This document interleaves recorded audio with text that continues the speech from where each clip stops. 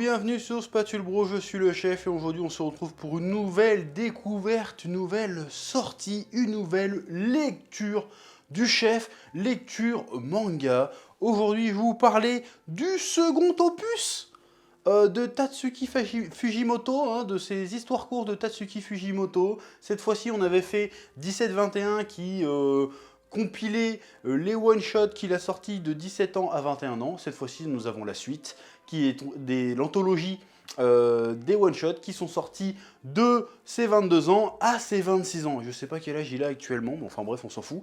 Alors, j'avais beaucoup aimé le premier. Franchement, rien que la première histoire du 17-21, c'était une masterclass. J'ai posé le truc, j'ai fait ce mec est un génie. Là, je vais pas te mytho. J'ai lu la première histoire, j'ai fait... Wesh, il est passé où Fujimoto là? Il est passé où Fujimoto? Alors l'histoire est très bien. La première histoire est très bien. Franchement bien dessinée, narration au poil, tout ce que tu veux. Mais c'est tellement lambda par rapport à ce qu'il faisait avant que j'ai trouvé ça un peu... En plus c'est un espèce de remake de La Petite Sirène. Et il y a pas longtemps j'avais fait une vidéo sur un animé comme ça qui s'appelait... J'ai oublié le nom. Mais c'était pareil, c'était la même histoire. En fait, l'histoire, c'est un petit garçon qui est à moitié sirène, apparemment, et puis qui adore aller dans l'eau, parce que dans l'eau, à un moment donné, il y a un piano, et le gars va jouer du piano sous l'eau, et puis les sirènes viennent danser autour de lui, plus ou moins, c'est ça l'histoire, et à un moment donné, bah, il rencontre une sirène, et puis voilà. Et il y a à peu près un film d'animation que j'en ai parlé il y a pas longtemps, j'ai oublié comment il s'appelle, mais tant pis, où c'est à peu près la même histoire, j'ai fait putain, c'est vachement... Alors c'est joli, les dessins sont très bien, la mise en scène et tout, mais j'ai dit c'est vachement convenu pour du Fujimoto. Et la deuxième histoire, pareil aussi. La deuxième histoire, c'est juste un mec qui se réveille un matin et puis qui devient une fille. Il n'y a rien de particulièrement incroyable, ni de spécialement subtil ou quoi que ce soit. Et en fait, parce que comme pour 17-21, à chaque fin de One Shot, il y a une petite explication de la démarche de Tatsuki Fujimoto. Et ben là, les commentaires, c'est des trucs genre oui, j'ai fait cette histoire parce que j'ai entendu dire dans les rédactions que j'étais pas capable d'écrire une histoire normale. Du coup voilà, je suis pas fan de cette histoire, mais elle est normale. Du coup voilà. Et en fait, ouais, en fait, quand tu lis le truc, tu fais bah ouais, c'est normal. Il est où la folie? Elle est où la folie? Elle est où le grain de génie? Il est où le truc inclassable? Parce que dans le premier truc, 17-21, la première histoire, c'est deux poules au fond du jardin, rien qu'au titre. Et au synopsis, tu dis, oh, c'est quoi ce délire? Là, c'est convenu de ouf, c'est limite du Disney. Tu dis, bon, ouais, mais c'est très bien. Mais tu dis, mais ouais. Et la deuxième histoire, un peu pareil. En revanche, les deux histoires qui suivent, là, on le retrouve. Là, quand j'ai vu les histoires d'après, j'ai fait, ah oui, j'ai paniqué pendant un moment. Je me suis dit, donc, qu'est-ce que t'as fait? T'as perdu ton mojo, frérot, quoi? Et en fait, non, il a retrouvé assez vite son mojo. Il a dit, les deux premières histoires, c'était des trucs qui me faisaient chier. Juste pour montrer que j'étais capable de faire des trucs lambda. Et là, c'est bon, il revient aux racines, il a eu une remontée de la street, il nous a refait des masterclass.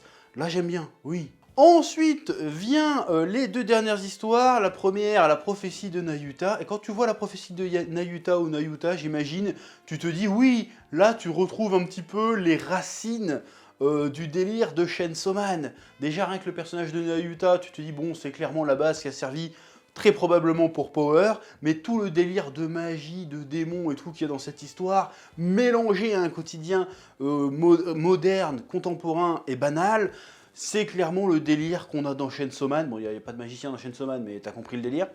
Ce délire, la thématique de oui, c'est un monstre, oui, elle va peut-être détruire le monde, mais bon, pour moi, à mes yeux, c'est que ma petite sœur, je l'aime, je vais en prendre soin.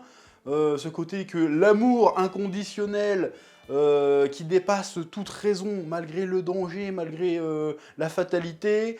J'aime bien ce genre d'histoire de Fujimoto, je trouve qu'il traite toujours ça avec beaucoup de malice, beaucoup de virtuosité, beaucoup de sincérité, c'est toujours très touchant, et en même temps, c'est flippant, c'est impressionnant, c'est rigolo, là on le retrouve, là je dis oui, là je signe. Oui. Et la dernière histoire, c'est intitulé sobrement La grande sœur et la petite sœur, et il le dit lui-même à la fin de ce one-shot, c'est ce qui a servi de base et d'inspiration sur son one-shot très célèbre qui est sorti récemment, qui s'appelle Look Back, dont j'ai le tome ici qui est sorti chez Kazé aussi, qui est et bien évidemment une masterclass de manga, qui parle encore une fois du pouvoir de l'art, parce que c'est ça aussi, beaucoup, même dans Goodbye Eri, c'est un peu ça, on en reparlera un jour.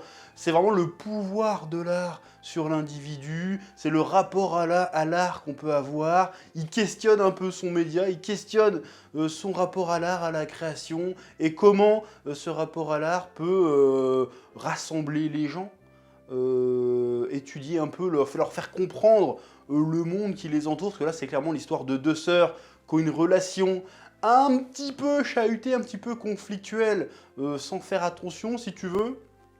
C'est-à-dire qu'il y a la grande sœur qui est passionnée d'art, mais qui s'estime nulle, qui n'a pas le niveau et qui n'ose pas vraiment embrasser sa passion. Et de l'autre côté, tu as la petite sœur qui est à fond dans la peinture, mais qui est très douée, qui semble même plus douée que la grande sœur, et qui, en fait, est la seule à regarder la grande sœur comme modèle, genre, mais moi, si je t'ai peint, c'est parce que je t'admire et tout, et l'autre, elle est en mode, ouais, mais toi, tu me frustres parce que t'es meilleur que moi et tout. Donc, et ils arrivent à régler leur conflit, leur conflit par rapport à ça, leur problème par rapport à ça, par le biais de l'art. Ils se mettent à créer des choses, et finalement, par l'art, ils arrivent à se comprendre, et c'est plutôt intéressant, c'est fait, la mise en scène est incroyable, le dessin ressemble beaucoup plus à ce qu'il fait maintenant.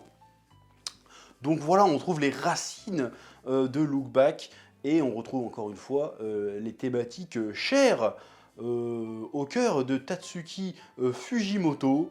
Voilà. Donc, autant j'ai pas trop kiffé les deux premières histoires, autant je pense toujours que c'est un indispensable, 22-26, quand t'es fan du travail de Tatsuki Fujimoto. Je pense qu'il se faut, cette phrase n'est pas française, mais t'as compris, on se doit de lire ce recueil, ces deux recueils, pour comprendre un peu d'où vient le génie du maître, pour connaître son cheminement. Voilà, je trouve ça toujours très intéressant de voir les premières œuvres des auteurs, parce que c'est très révélateur de ce qui les a fait péter. Voilà, donc 22-26, chez Kazé, comme d'habitude, pouce abonnement, lien dans la description si tu veux le commander. Voilà, sur ce, que la passion te guide, et à bientôt pour une nouvelle découverte manga. Oui.